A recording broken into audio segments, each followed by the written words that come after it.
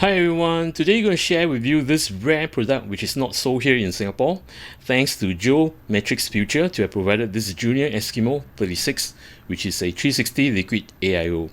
On top of this, I'd like to thank Block Soda to have introduced my channel to Geomatic Futures, and also the arrangement on the delivery. Now, as there is a saying, simple but yet elegant, which this Liquid AIO gave me the impression, which I will show you how elegant it is.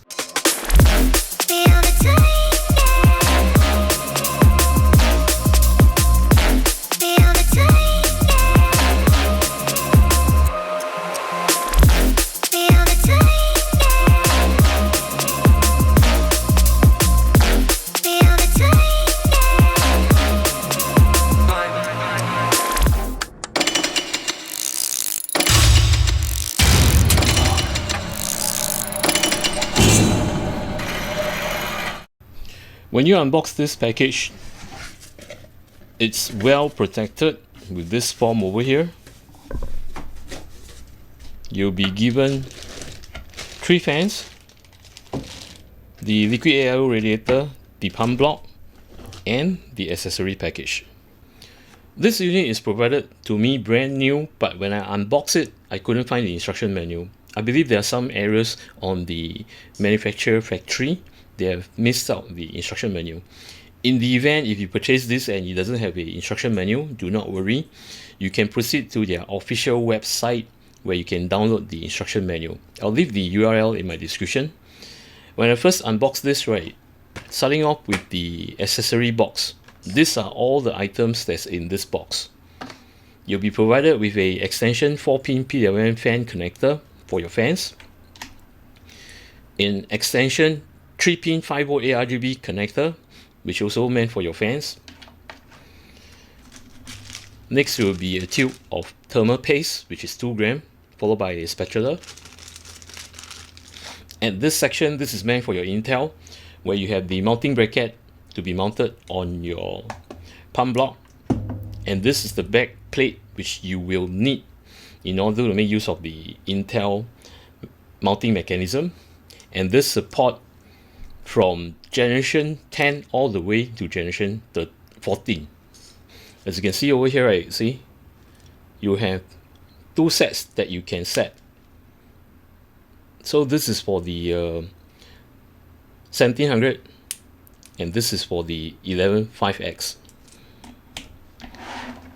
Next over here, this is a simple mechanism to mount AM4 or AM5 platform.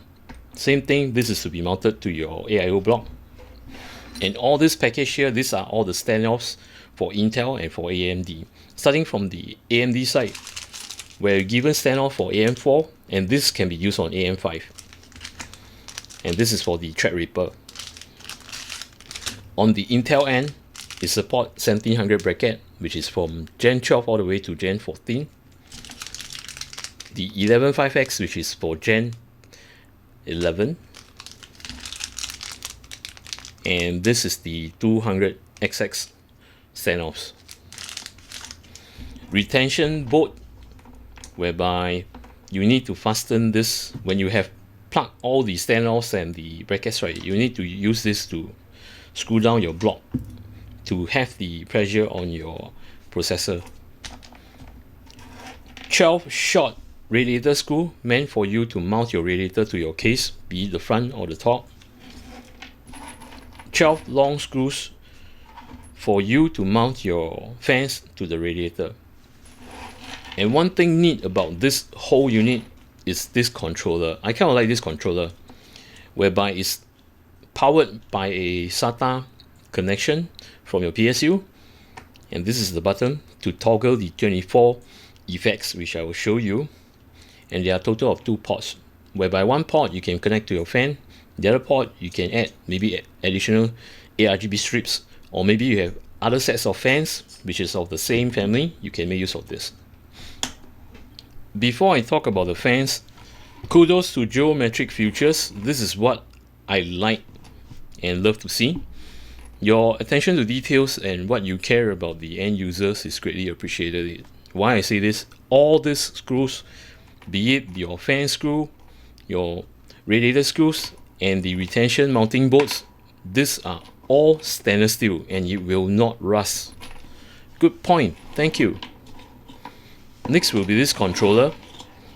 Now I kind of like this controller, it's kind of small and cute. Alright, if you have toggled to the effect that you wanted on your fans, you will need to place this controller inside your case. And you might be worrying that, hey, it's going to be like dangling around. Not to worry, as this is magnetic. So when you magnet this to your case, any place on your case which is metal, see, it's very strong magnet. It doesn't go anywhere. Nice touch. Now as for the fans, you'll be given 3 fans, as this is a 360 Liquid AIO. Now speaking of which, right, this Liquid AIO not only comes in black, but it comes in white too. And these fans over here are their signature fan known as the Squama 2503B. With the last alphabet B, these are all black. With the alphabet W, these are all white. The dimension on this fans over here are of the standard 120mm fan, where you have the width and length 120mm and the thickness is at 25mm. As for the current, all of these are drawing at a 12 volt DC with an amperage of 0.16 ampere and has a max RPM of 2000. The structure of the fan is pretty sturdy, though it does flex a bit. I'm not too worried about it, as when you cram this onto your radiator or onto your case, once this is formed, right, since it's about square, not really that square, there are some arch over here, but it will form the rigidity of the structure. That's one good point. Another thing about the structure, where you can see that the internal frame is with golf ball kind of look. This is to help the blade to scoop more air. It happens on all these fans over here. In fact, it's the whole frame. As you can see, this is the front, this is the back, and at the center, see, it's all round. This will help the blade to scoop the air. Speaking about the blade, this is a 7-blader, whereby you have all this pattern over here, which is similar to the golf ball holes over here. This will help to scoop more air. If you have not noticed, right, some of the gigabyte graphic cards, the fans itself, they have this pattern too, and that does help to scoop more air. So this applies to these fans over here. Besides this, right, the side of all the fans, you have this kind of pattern whereby you have a logo plus the cuttings over here. It's very unified or uniform. And not only this, the bonus part, where some of you might like it, some of you might not like it, but for me, I love it. Reason being, it's very elegant, where you have the ARGB as lines at the side of the frame itself. It's very sharp when you look at it. The locking mechanism of all these fans, right, are pretty straightforward. You can daisy chain them, as they are provided with one 4-pin PWM connector and one 3-pin 5V ARGB connector. So we can daisy chain them together. Now, assuming that this is the back of the case and this is the front, so it will hide the cables. Since it's short, you don't have to, cable tie or such. And right at the end, right, this is where you make use of the extension cables which are provided, the 4-pin PWM fan connector and the ARGB, where this is to plug to your motherboard fan header. Now, since it's 0.16 ampere, right, to daisy chain 3 and to connect to one motherboard fan header is not an issue, as the standard of some motherboards is 1 ampere and some is even better, 2 ampere. So it will not cause overload on your fan connectors, which is good on the amperage. Now, as for the ARGB extension cable, right, this is where you connect to this controller, where I mentioned to you, one side you can plug to your fan, the other side, if you have additional fans, you can plug to here, or an additional ARGB strips. Now, in the event you might be saying that, hey Cleo, these short cables, right, might have a problem, because if you were to fit the fans, as mentioned, this was the back. Now the cable are exposed to the front. You don't have to worry, just turn your fan. See? and you can daisy chain them together again. Not an issue. It will still be the back. And this extension cable here, right, is more than enough for you to connect to your CPU connector over here, which is good. I forgot to mention that this golf ball shape where you see on the internal frame, right, it not only helps the blade to scoop more air, but it does reduce the noise. And I believe this will operate very quietly. Coming to the radiator, starting off with the structure, in fact you will see that it's nicely braided holes over here, whereby the pump block, you have one end that is able to swivel, and at the radiator end this is not swivelable. This is how the structure of the fin stack is like. And as for the dimension, starting off with the pump block, the surface area where you see this is measuring 78 by 78, so it's almost square, but of course with the arch shape, and this material is made out of aluminium. And the height of the pump block from the cold plate to the tip of the block is measuring at 53 millimeter. And looking at the cold plate, a very big copper cold plate, which is nice, especially for AM5 and for the latest Intel Gen processor. And on the pump block itself, you'll be given a ARGB connector and a pump connector, which has 3 pins, and this will run on full speed. And the speed of the pump is at 5600. And of course, when you're plugging this 3 pin, right, make sure that you plug it to your AIO pump or your water pump connector of your motherboard to let it run at full speed. And the drawing amperage is 0.25 ampere. Now, as for the measurement of the radiator, from here to here is at 397 millimeter. From here to here is at 120 millimeter. And the thickness of the radiator is at 27 millimeter. And at the side of the radiator, right, you have this just a subtle logo of the Geomatric Future. Same goes to this side. I will skip the installation of fans on the radiator, which I've already done. Now you might be wondering, how come these are white? It should be black. Based on the fact that I wanted to showcase the whole build with this Liquid AIO in a system, and I was provided with 2 boxes of this from Geomatic Futures, which is the 3-in-1 pack fans. And as I mentioned, right, these are the Squama 2503W, which is in white, B, which is black.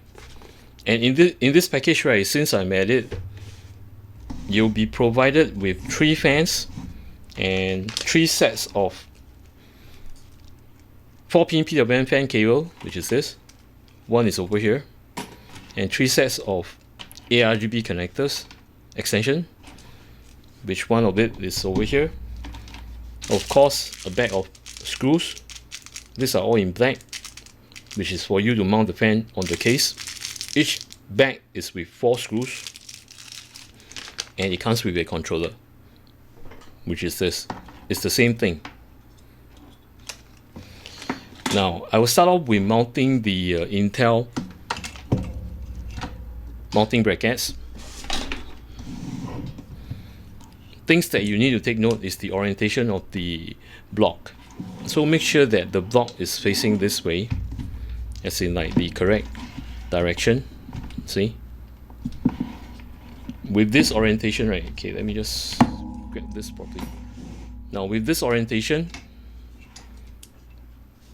plug in your Intel mounting brackets, which is this. Both are of the same. So what you need to do, right, this that is protruding out, it should be facing bottom, which is showing you this. Then one, clip it at the top, which is over here. So this is clipped in. The other one, clipping at the bottom. Now take note on the notch over here.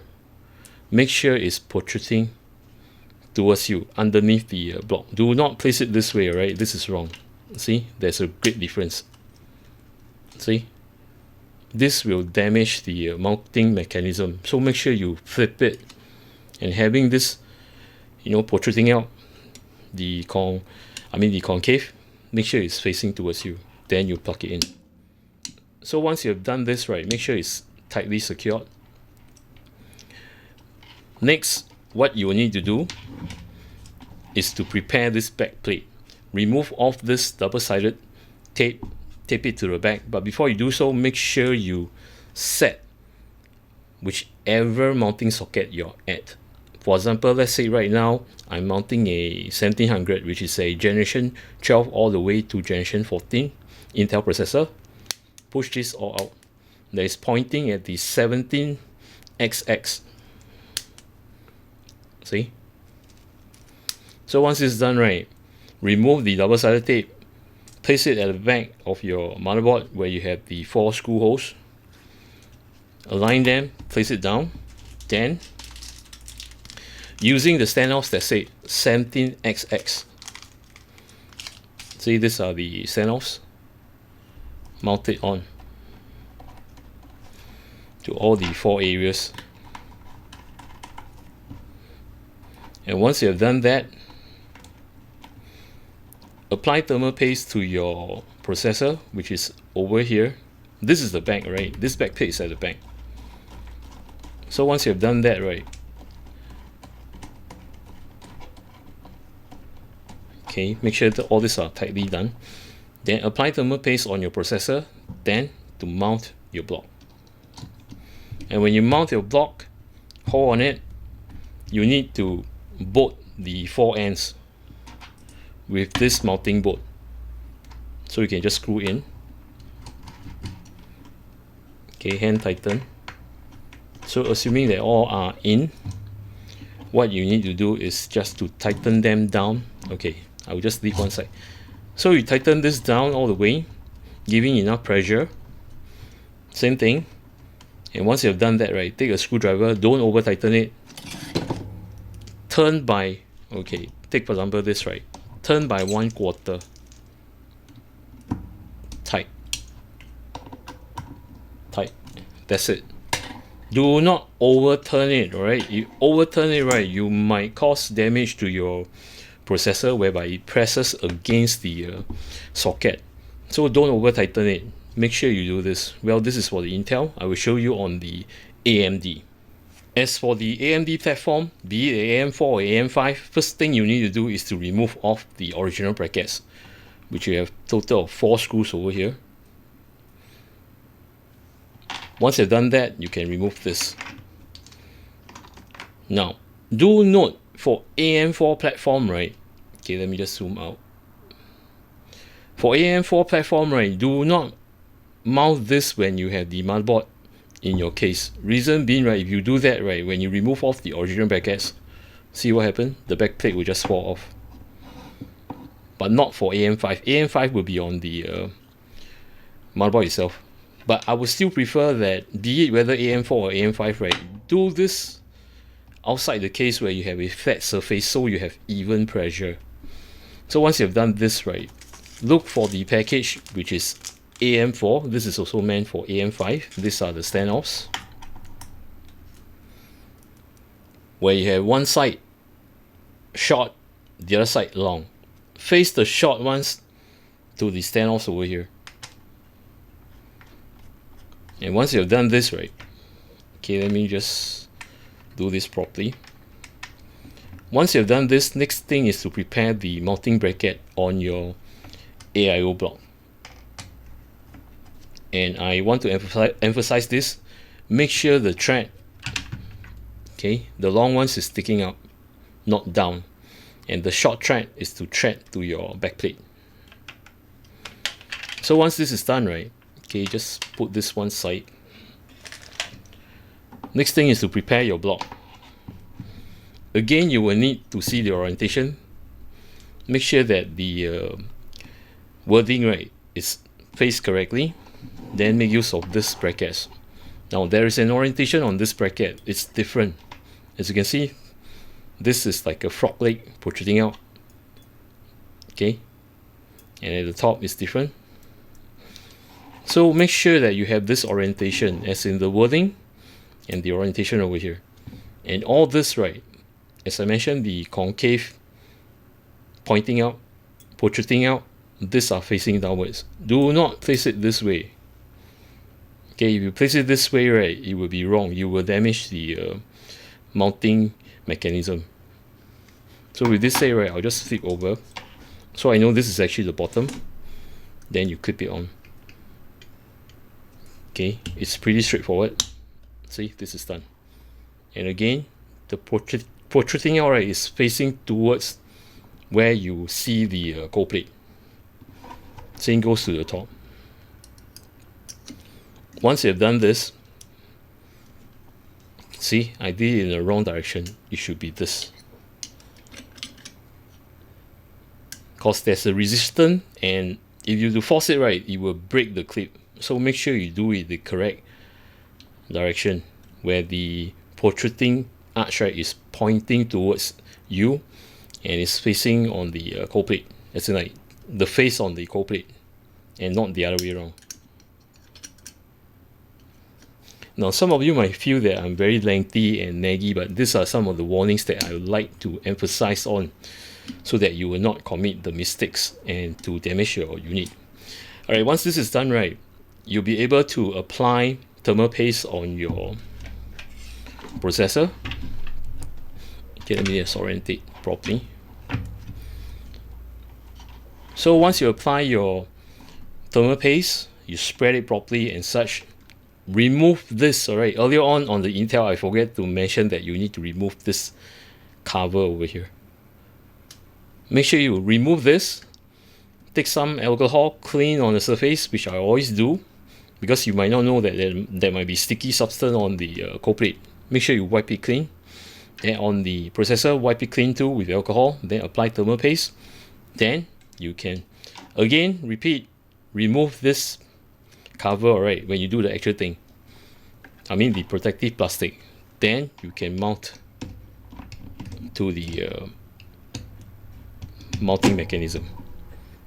And again, holding on the center, use the mounting bolt to fasten 4 areas. Okay, I'm not going to do everything, just to show you. Mount this hand tight. Then again, use your screwdriver. Turn 1/4 each, so you have even pressure and not over screwing it. Especially for AMD AM4, the pins are very sensitive, so if you over tighten it, right, sometimes you'll not be able to boot your system. And some of you have actually faced that. And most of my friends and such who are building their own PC, right, they over tighten it, end up they can't boot it and they are scratching their head. So this is the trick. Do not over tighten your bolts, especially for AIO, be it your AIO or your air cooler, right? Don't over tighten it. As mentioned, the pin on the AM4 platform, right, is very sensitive. Same applies to the AM5. Just to show you the lightings, it's very vibrant and bright, it's sharp. Now, there are a total of 24 effects on the ARGB. Right now, with the first one, it cycles through the 7 colors. Next, you have rainbow, followed by the rainbow cycle, or should I say chasing the rainbow. Next, you have the static colors, starting from red, green, blue, orange, cyan, purple, and white.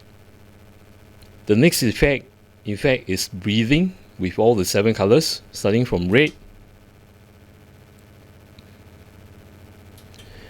green, blue, orange, cyan, purple, and the last one is white. Next, we'll be chasing the tail, as in like you will go circular on the fence, starting from red, followed by green, blue, orange, cyan, purple, and last will be white. And you go back to the random, or should I say cycling, of the 7 colors. Now what am I pressing right now in fact is the reset switch. The controller which I show you, the small one, in fact it allows you to plug your reset switch, the connector, to the controller, which I'm going to show you later. As mentioned to you, I cycle the fans through the reset switch, whereby this controller over here, right, besides plugging the ARGB to these ports over here, at the top, see, there's this 2 pin. So that's where I plug the reset switch to here. And you might be wondering, can I change the color for the block? Sure, you can. I've connected another controller. See? You definitely can change the color of the AIO block. Now for the thermal test. In fact, all this equipment from Geomatic Futures are in a case which are all closed, and with the top having the Eskimo 36, which is exhausting air out through the radiator, and at the front 120mm fans which will draw the cool air in, and at the bottom these two are intake 2 which will draw cool air in. So the only place where it exhausts hot air, right, is at the top. Reason being, right, my rear fan is not able to plug in due to the fact that the hose is blocking. Now with this said, right, just to show you my room temperature here, see, it's 31 degrees Celsius. So it hovers between 30 to 31 degrees Celsius. I'm actually normal to it. It's a normal thing right here in Singapore for me in this room. That is pretty hot, I know, and I did turn on the fan and such. But anyway, before I begin, there are some tweaks that I've done on the UEFI just to show you. Now what I am using is a B650M mortar motherboard with a Ryzen 9 7950X and with a pair of 32 gig kit RAMs. Now things that I've set is under overclocking, where I set the advanced CPU configuration, which is the AMD overclocking precision boost overdrive, or known as the PPO2. These are the settings that I've done. Now I need to limit this because, as you know, that I show you my room temperature is horribly hot, so I wouldn't want my processor to throttle or to do any further damage by consistent having, 99 degrees Celsius or 100 degrees Celsius and such. So our power limit it down. So these are the things that I've set. For the curve optimizer, I've set all cores to -15, as you can see here. Next, I've done a offset on the V core, which you will see over here. Okay, see, which is -0.05 volt. And I have also done the expo profile, which is to enable. Now next thing that I've done is actually the hardware monitor, whereby I've set the fans, the CPU fan as usual, which is actually the radiator fan, followed by the pump, which consistently will be running at 5600, and system fan 1, in fact these are the front intake fans, and system 3 is the bottom fans. Now I'll take you to the Windows and to show you what are the applications that I made use of to do this test. The application I'll be using is R23 from Cinebench. First off, I'll run 30 minutes and let it run, and while it's hot, right, and when it stops, I'll let it idle for 10 minutes. Once that's done, I will then do the actual recording, which is 10 minutes. You'll be witnessing the 10 minutes. And from there, right, you will be looking at this MSI center instead of from the hardware info, which I often use to pull the OSD.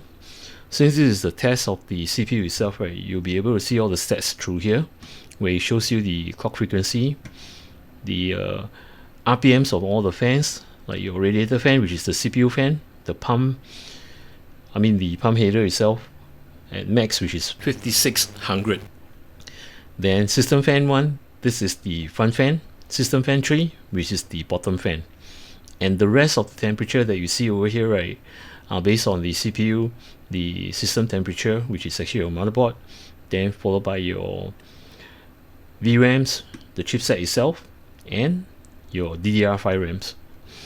Now, having said this, right, just to show you that I've not done any tweaks or so, you will be witnessing all this PPT, TDC, and EDC, which I've shown you. I've set the PPT to 180, the TDC to 142, and the EDC to 160.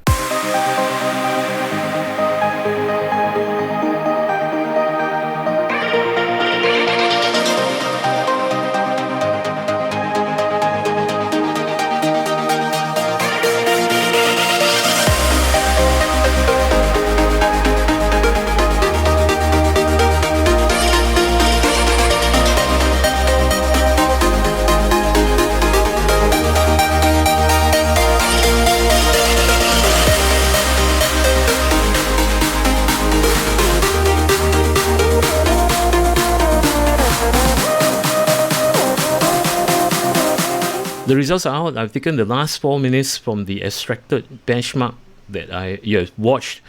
Now, just to show you that the CPU is consistently running at 5.2 gig and at a random speed of 5.4 and then back to 5.2, which is consistent.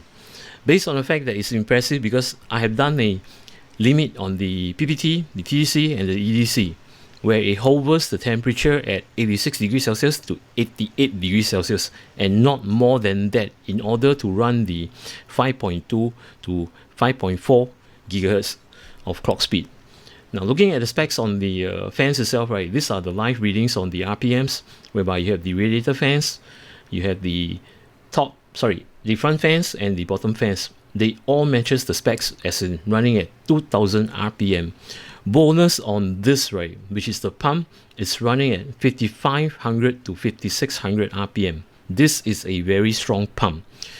What's good about it? Well, as a stronger pump, right, will pump off the warm fluid off from the cold block much faster and to the radiator, and you will pass through the dissipation of the radiator through this radiator fans, and going through dissipating all the heat, right, it will pump back the cold fluid back to the pump, which a strong pump, right, with the strong cycle, I should say, it helps a lot.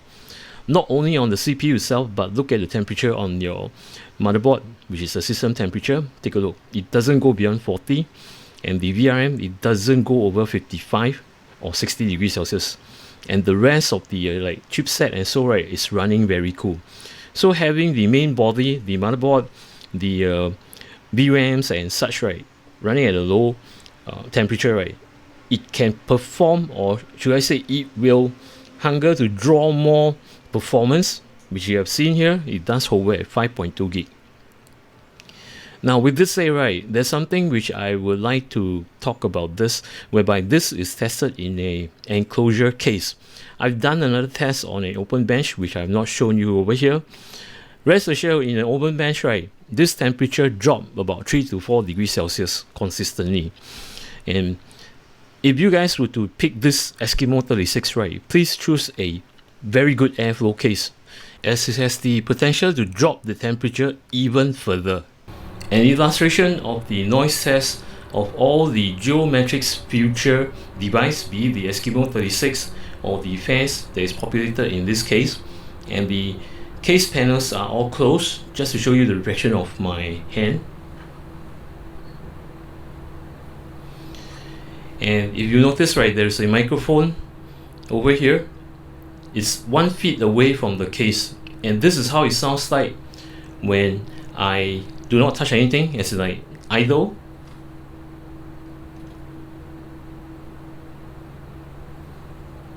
And when I load Cinebench R23 to 100, this is how it sounds like.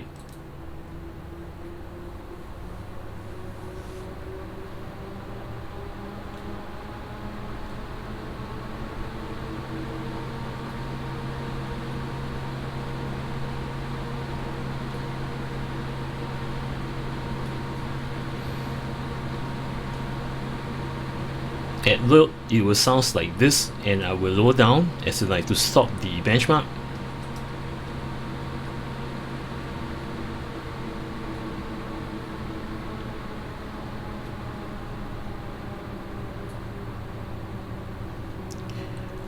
This is back to idle, and I ramp it up again,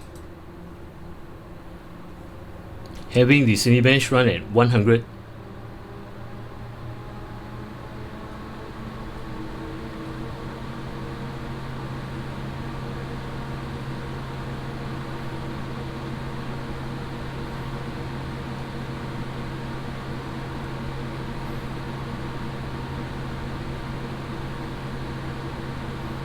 And to stop the Cinebench,